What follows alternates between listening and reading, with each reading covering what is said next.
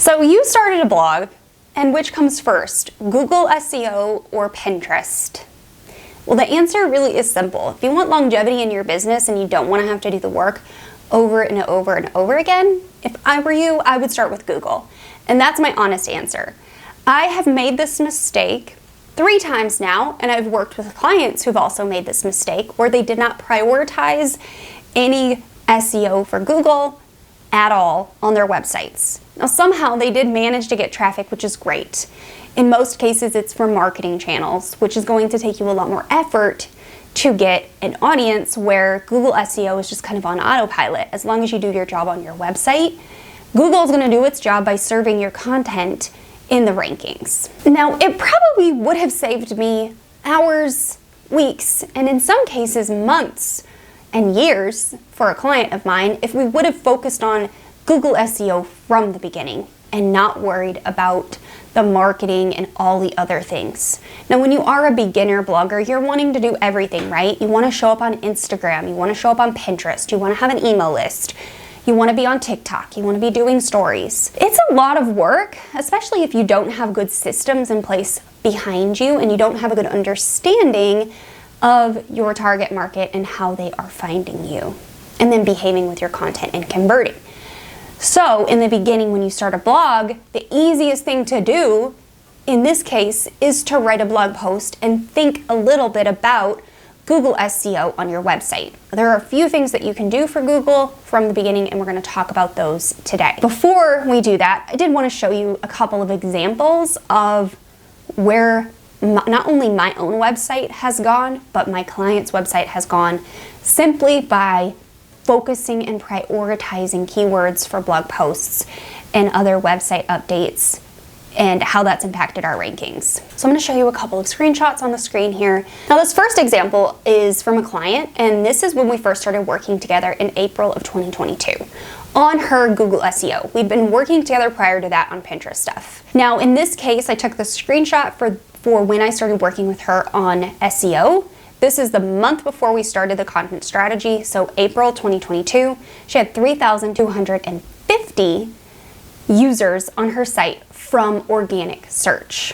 Now, fast forward to the last 30 days, which is right now. She's up to over 20,000 sessions organically from her Google SEO efforts. Now, Google Analytics 4 and Google Analytics 3 are a bit of a different measurement beast. So I want you to take these numbers at face value. This is fantastic for her. Now, here is my example. Back in 2020, in January, I started in a Google SEO course. It's called Stupid Simple SEO.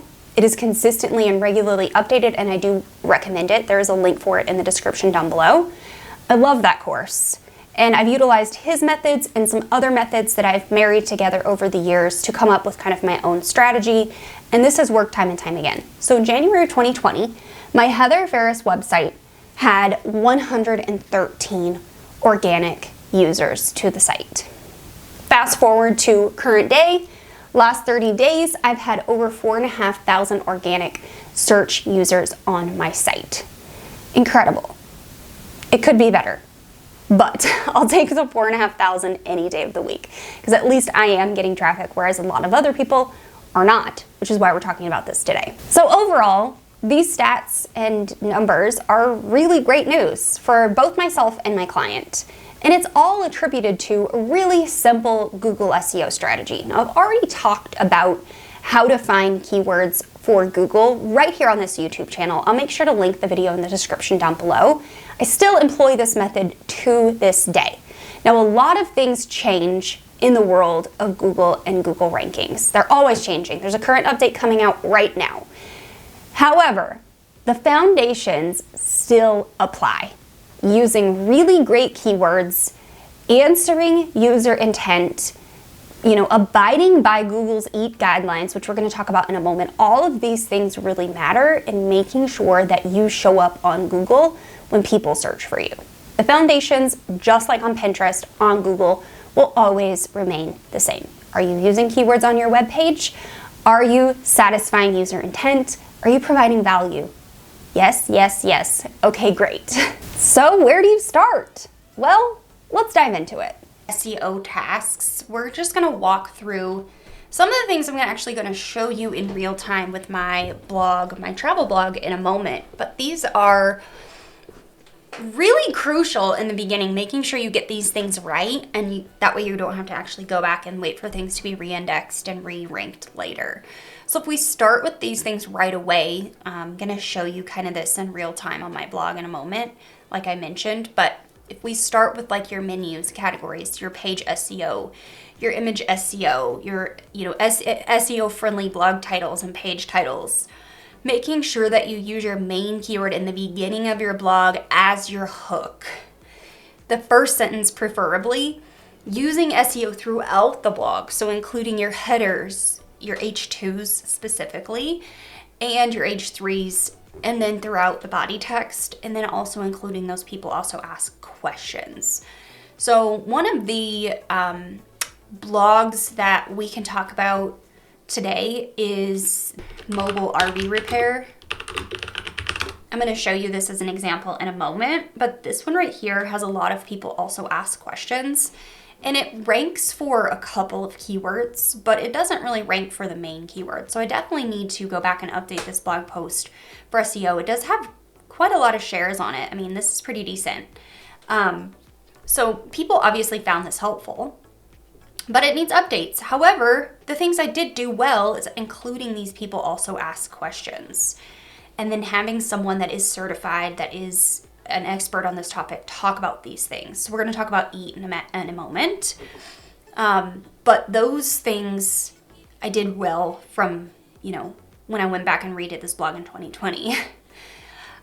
Including those people also ask questions, including your keywords and your headers. Now, if you notice, I said at the very beginning, you should use your main keyword. So mobile RV repair services is the main keyword, and you want to use it in the first sentence. You want to use it right at the beginning. Get right to the point. Talking through kind of blog post SEO and what you should consider. There's no hard rule here, but it's really hard to write for a machine. Most people are not machines, and you're not going to be able to write for a machine. So what I like to do is choose anywhere from 5 to 7 different keywords that I will include in the blog post. Usually my SEO actually includes a lot more. So here's the outline for this actual YouTube video you're watching. You can see there's more than 7 keywords that I chose for this topic. Now, 5 to 7 is a good starting point for beginners. You're going to choose those keywords, with one of those 5 to 7 being a main keyword. That main keyword is going to be used throughout the blog post, including your title, the very first sentence of your body text of your blog, in the first header that you put in your blog post. Hopefully that main keyword is also included in one of the people also ask questions that you find. And as your image titles, and in the alt text of the images, which I didn't include in this list, but I should have. I do talk about that momentarily. So your research should include grabbing people also ask questions. So if I were to go over to Google and search for this topic, you can see there's only one people also ask question here. If I open this up a few times, more come up. But you're grabbing these questions and you're using these for H2s to answer in your blog post. These are keywords people look for, believe it or not. And then once you have this kind of research in place, you're going to include all of that in the outline that you are going to then write for your blog post. Using your main keyword to title your images. Again, I'm going to go through this momentarily, and you're going to add SEO friendly categories, which I also talk about momentarily. Let's talk about EAT. EEAT originally was just EAT, but expanded to be a double EAT. So experience, these are quotes straight from these 2 sources, which I will put in the description of this video. I'm going to read what Google says it is, and then I'm going to give you layman's terms. So, does content also demonstrate that it was produced with some degree of experience, such as actual use of a product, having actually visited a place, or communicating with what a person experienced?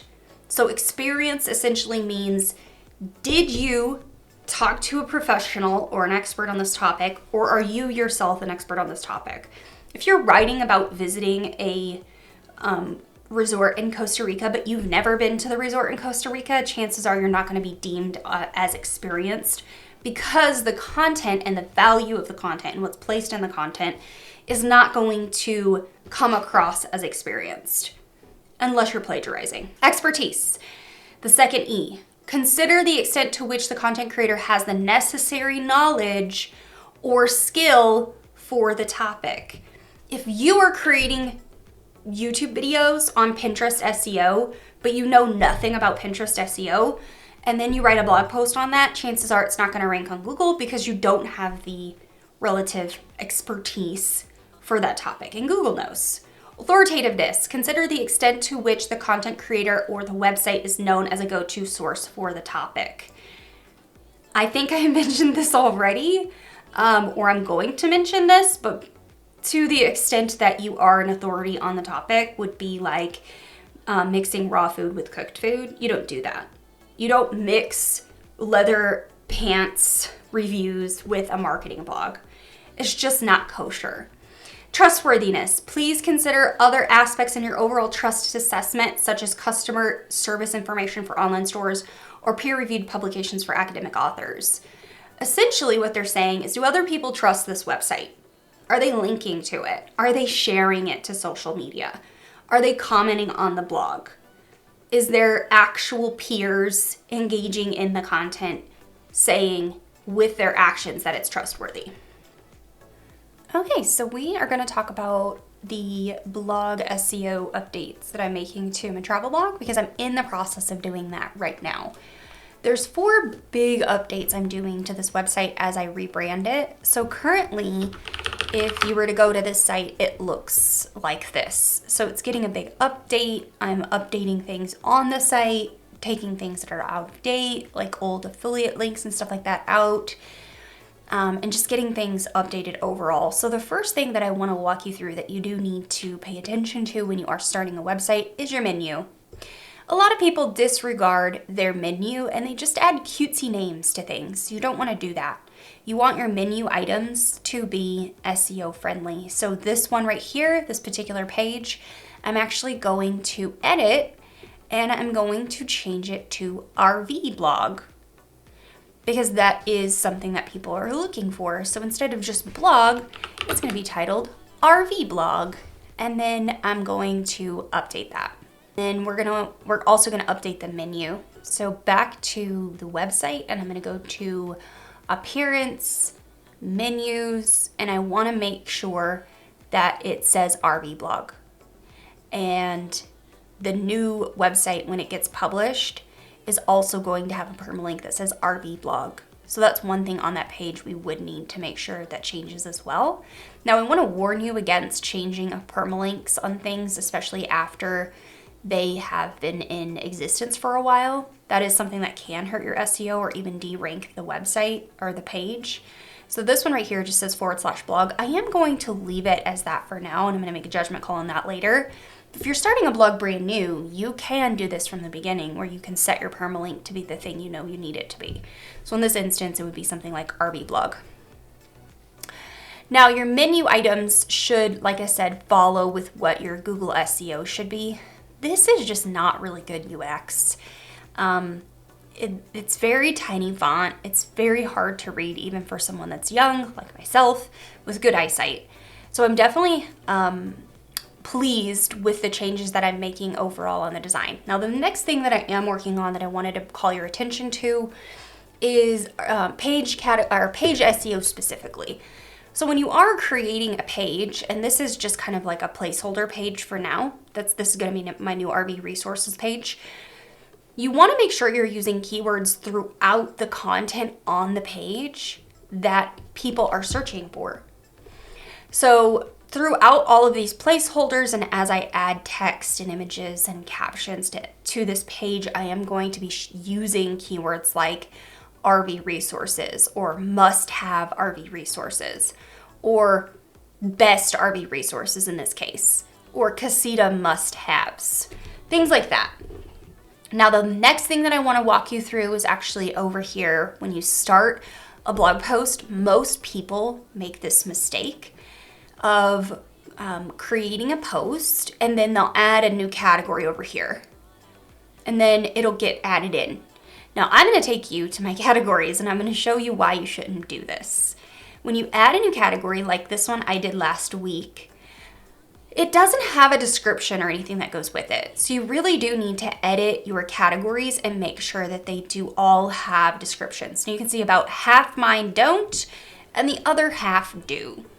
Now your descriptions for your categories, because this ends up being a silo page on your website, a category page, a silo page, you're going to be able to see all the blog posts on that page. But then when people search for Casita Travel Trailers, ideally, once this page gets indexed by a search engine, this page would also come up in search because I took the time to edit the category and give it a description.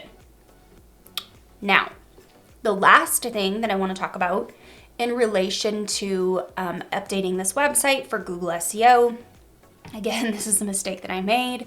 Now I'm having to go back and update these things, is going back and actually updating old content. So if we were to look at this one right here, mobile RV repair services,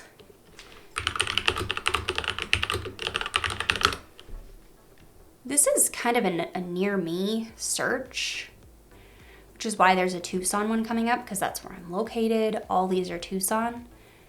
Mobile RV repair services. My blog post doesn't really come up because this is more of a commercial keyword and the blog post is what you need to know. So, right, you don't see my blog post in here. So ideally, I would go back and update this blog post for SEO. What is a mobile RV repair service? If I were to search for that, my blog post is still probably not going to come up because this is still very much a commercial keyword. How to find a reliable RV mechanic. Again, I have no idea. It looks commercial to me. So when I did this initial blog post, here it is. It's actually ranking in this one. When I did this initial blog post, I didn't think about that. And the RV Geeks is actually coming up in this, where to find a mobile RV repair near you.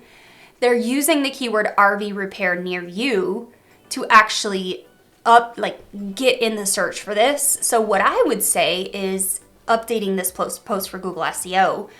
I would actually pull this blog post out, do some organic keyword snooping on them and see, okay, they are ranking for this one.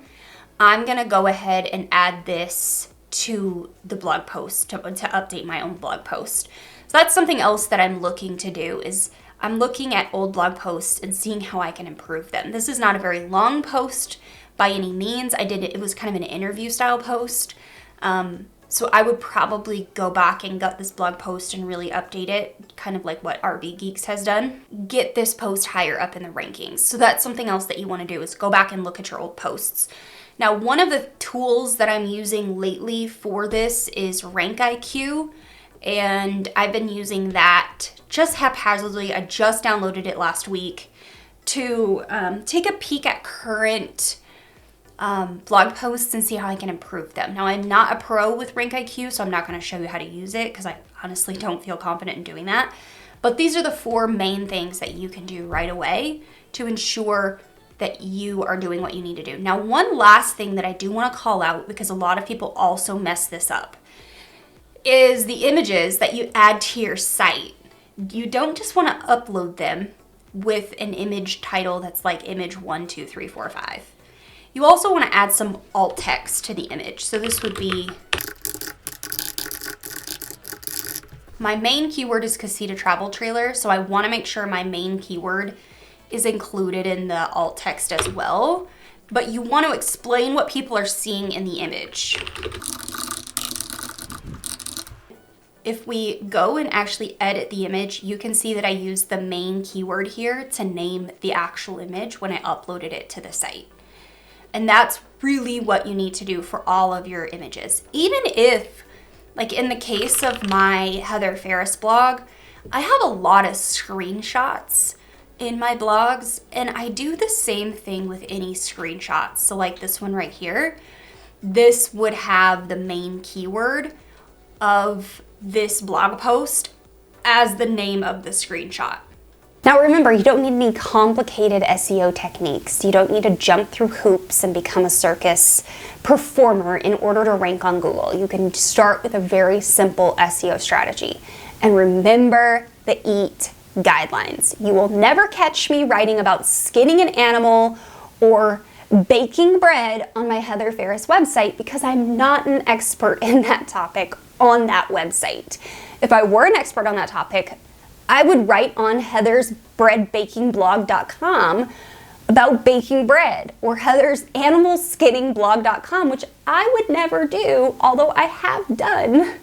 Ironically enough, I'd never write about those topics on my Heather Farris site. Just like I would never write about reviewing black leather pants on my RV blog. Those topics do not match user intent, authoritativeness, expertise, or experience on those blogs, and neither should you. Anyone who writes about 27 different topics on one website is not likely to rank or be ranked by Google on all of those topics because they're not going to be known for that. People are not going to come to your website for all those other things. They're going to come for one or two things, and chances are those one or two things are your biggest traffic drivers. So your starting points are simple. Starting with simple keyword research for your blog topics, writing really valuable content, and then also making sure the other things on your website are SEO friendly. Your menus, your categories, your titles, your headers, all of those things are important in order for you to have a full picture on your website and rank on Google. If you can start by creating really compelling, high value content for your readers, then chances are they are going to be satisfied, Google's going to be satisfied, and you will rank higher. After all of that, you can definitely focus on Pinterest SEO and your Pinterest strategy. And for more tips, resources, tutorials, and the like, head right on over here and watch them.